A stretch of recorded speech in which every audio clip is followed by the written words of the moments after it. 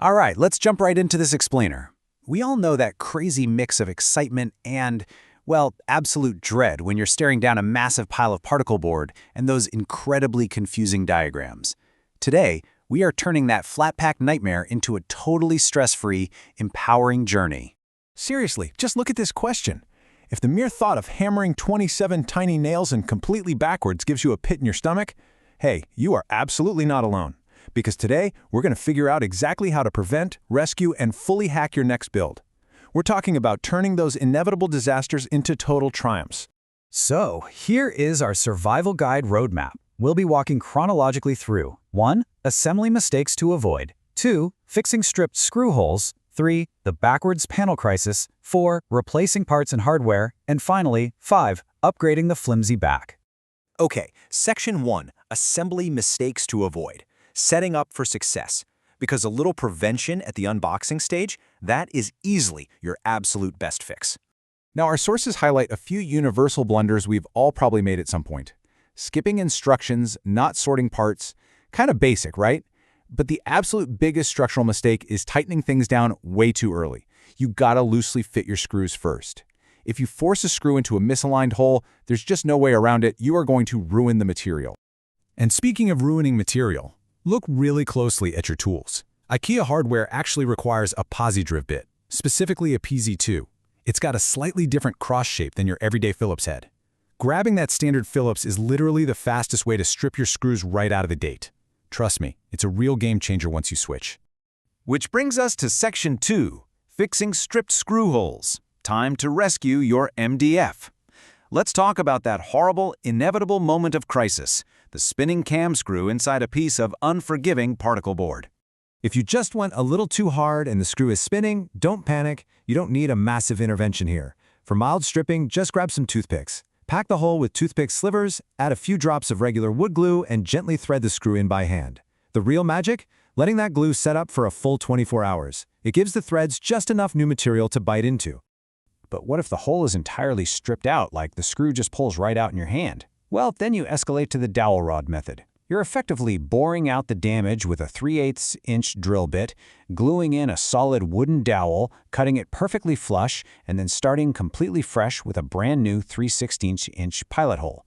You've basically replaced that crumbly MDF with a solid wood anchor. Okay, but what about a massive blowout? Sometimes the particle board literally shatters sideways. This is where you bring in the heavy hitters. You cut away the loose stuff, mix up some epoxy putty like JB Weld Quickwood, and you literally mold a brand new hole directly around the hardware. You press the screw right into the soft putty to set the depth, let it cure for an hour, sand it smooth, and you've got a custom resin mount that's honestly stronger than the original wood. All right, Section 3, the backwards panel crisis, reversing the unreversible. We have to pivot to the absolute worst-case scenario, the infamous backwards back panel. This Reddit post from P Before You Go to Bed, great username by the way, perfectly captures that sheer relatable despair. They ask, I didn't realize until after I nailed in the back that it's backwards. Am I screwed? You're exhausted, you just hammered in the last tiny nail, you flip the cabinet around, and the raw, unpainted cardboard side is just staring right back at you. We've all been there. Before you grab a hammer and rip the board off in a fit of rage, don't. The backing board is way too thin and brittle. You gotta be delicate. The sources suggest gently tapping a flathead screwdriver under the nail head, or, get this, wedging heavy-duty eyebrow tweezers under the edge to create some clearance. Only then do you pull it out cleanly with a hammer claw. You gotta lift those nails without snapping the backing. Okay, so you got the panel off and flipped it around. Stop right there. Before you hammer it all back in, you absolutely must re-square the cabinet. Measure opposite corners diagonally, say 42 3/8 inches, to ensure it's perfectly square, or your doors are never ever going to hang straight.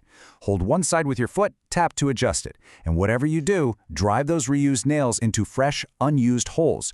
Do not reuse the blown out ones. And when you're extracting those nails, your tool choice is huge. If you need to pull a headless nail without destroying the wood veneer, use carpenter's pincers. Their rounded jaws just roll gently sideways against the wood for minimal damage. Leave the aggressive cat's paw pry bar for demolition day, right? Keep it far, far away from your delicate cabinetry. Moving on to Section 4, Replacing Parts and Hardware. The secret codes. Because if your hardware is totally destroyed, knowing how to order replacement parts is your absolute lifeline. 6. That is the magic number. It's the exact number of digits in an IKEA spare part code. You'll find it printed right next to the drawing of the hardware in your assembly manual. That 6-digit code is literally the only way to successfully order free replacements online.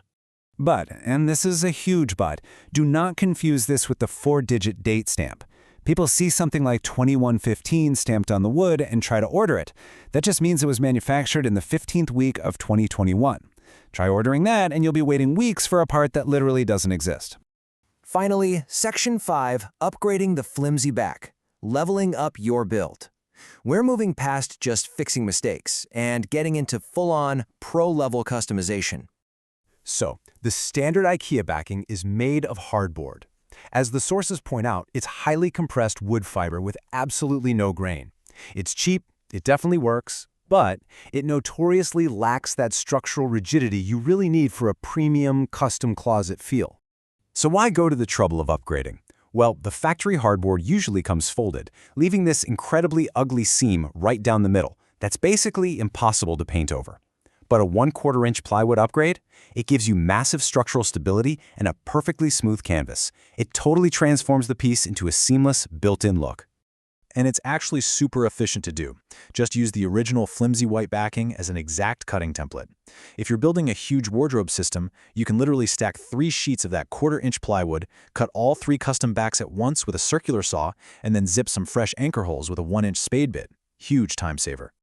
Oh, and ditch the hammer for this. Our sources highly recommend using an 18-gauge brad nailer, loaded with 1-inch nails.